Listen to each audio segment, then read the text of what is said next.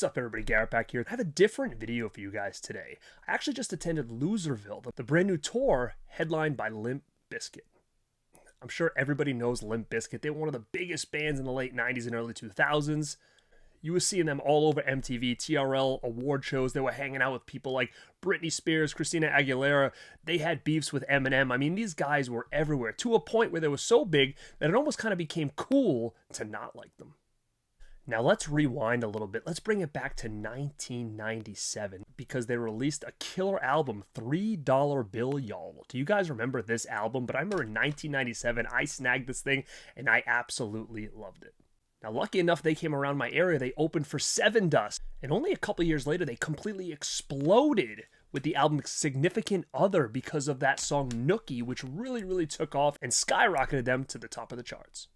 And at that point, I saw them again at Family Values Tour with people like Korn, Orgy, Incubus, stuff like that. Now, recently, they put this huge tour together on this almost comeback trail because, you know, everything old is new again. Now, what was different about Loserville was they didn't want to make this just any kind of tour. They wanted to make this an event, almost like some kind of circus event. A lineup of people kind of like themselves. We get shit on all the time. We're the underdogs. Nobody really wants. We're like a weed that comes up out of your garden and just keeps getting chopped down. That's basically the story of our lives. You know, I'm not sure about yours, Corey, but Loserville just felt like, hey, man, let's lean into it a little bit. What you know? A concept. Now, this was a very interesting lineup. You had people like Nate No Face, Bones, Riff Raff, and Corey Feldman. Now, you know me, I'm a big Corey's fan, so you take Limp Bizkit, you take Corey Feldman, and I am there. And I will say, as a whole, this show was fantastic, and I highly recommend anybody who has this tour coming around them to go check it out because it was just something so different. Limp Bizkit sounded fantastic. Don't beat it for the baseline. To provide by pharmaceutical.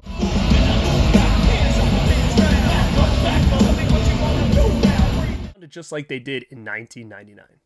So again, bringing it back to the 90s, bringing it back to 1999, and I was a huge fan of this band, to see them again all these years later with a theme like this Loserville and a lineup like this thing felt like an event. This thing had no downtime. The thing about these shows and these big events is in between sets, you usually find yourself sitting and waiting, and sometimes it takes a little bit long and you get bored. But this did not have any of that. They had hosts and people entertaining the crowd during intermissions as these other bands were setting up, and it really did fly by fast. And this felt like a family. This felt like a party. Now, we are talking about Loserville. We are talking about Limp Bizkit, one of the biggest bands in the world in the late 90s. But there's one thing about this tour that everybody is talking about, and it's not Limp Bizkit. Everybody is talking about Corey Feldman. Now, why Corey Feldman? You have this huge tour. Why is Corey Feldman getting all the publicity? Now, in my opinion, I think because he's an easy target. Now, we know he's been touring the last couple of years, and it's been a kind of a meme in itself. Now, doing these tours the last couple of years, he's kind of known for being a little bit out there. During interviews, he's been a little bit out there. He's telling everybody how great he is, what a great singer he is, what a great dancer he is. His music is fantastic. But when you go see him live, things are not going right. The sound is off. There's always tech issues.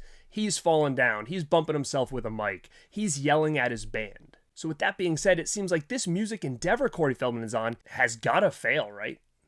Wrong. Even with all of that, even with all the people shitting on him online, even with all the mistakes, he has now booked the biggest gig of his life and opening for Limp Bizkit on this comeback tour.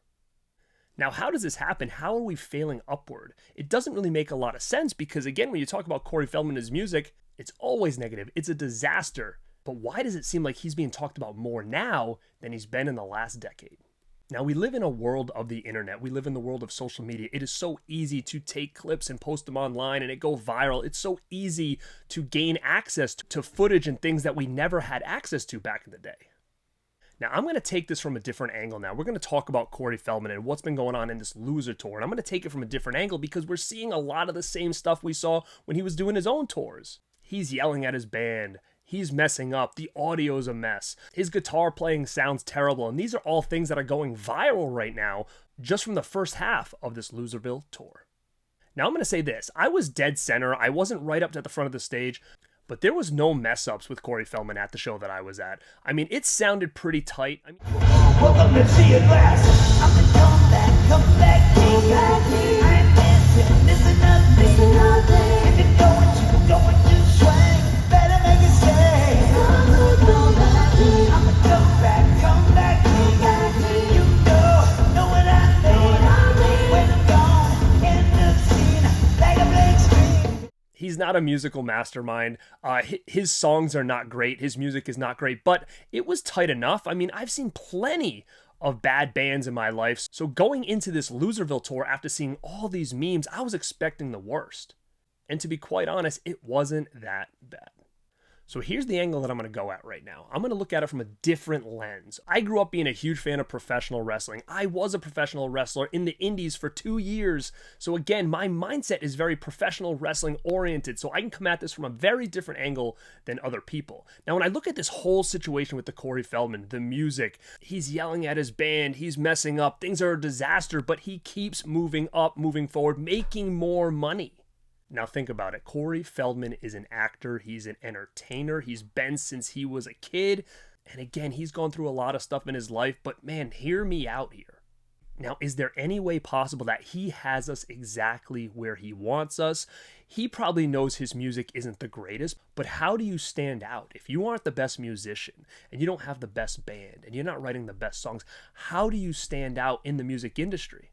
The same way a professional wrestling heel would stand out to move to the next level.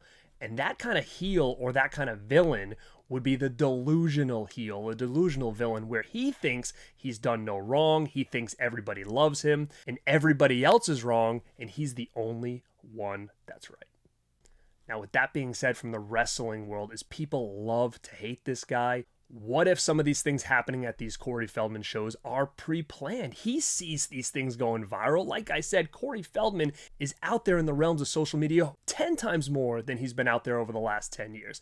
And it's from these little things like yelling at his band. Now, this is what I don't understand. He's talking into the mic and screaming at his band, "You're starting early. You need to wait for me. What are you playing? You're not doing this right," in a microphone when they're standing 2 feet away. On the same count, everybody, really? So to me, it looks like he wants everybody to hear him yelling at his band, right? Or why would he be doing it in the microphone?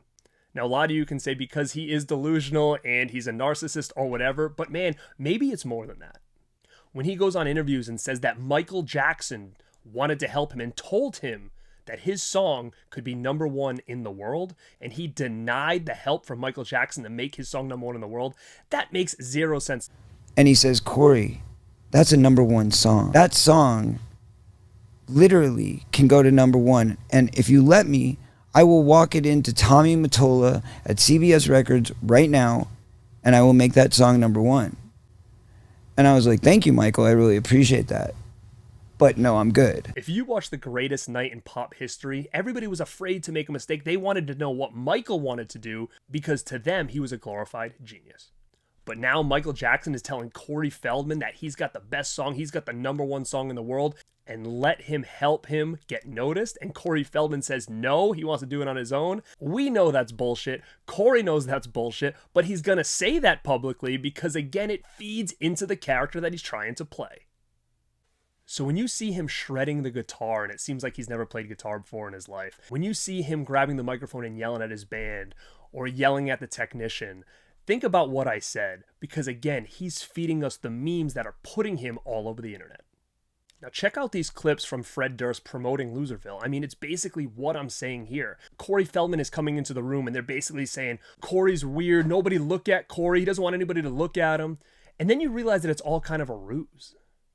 And he's actually nothing like that. But again, the persona he's trying to play makes it seem like that's who he really is. Feldman is a legend.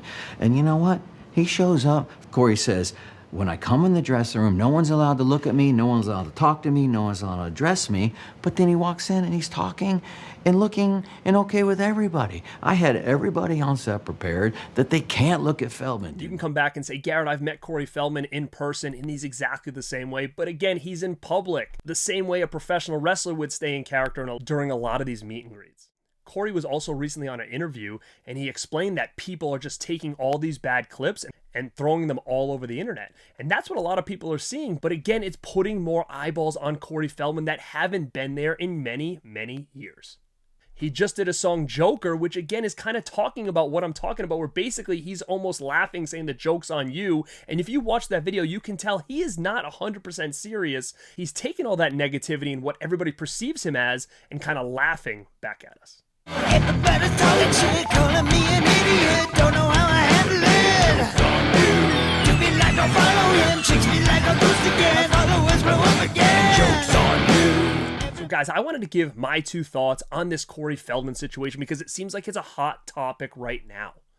And everybody's so quick to shit on Corey Feldman because, like I said, he's an easy target. But what if we look at it from a different angle and say, is he masterminding this whole thing? Is he masterminding his success? Because again, when you look at how terrible everything looks from the outside looking in, Corey Feldman is more over or more popular and is being discussed more than he's been in a long time. Now, in the professional wrestling business or entertainment business, if people are booing you or cheering you, they're still talking about you. And the worst thing that you can have as an entertainer or a celebrity is nobody mentioning your name.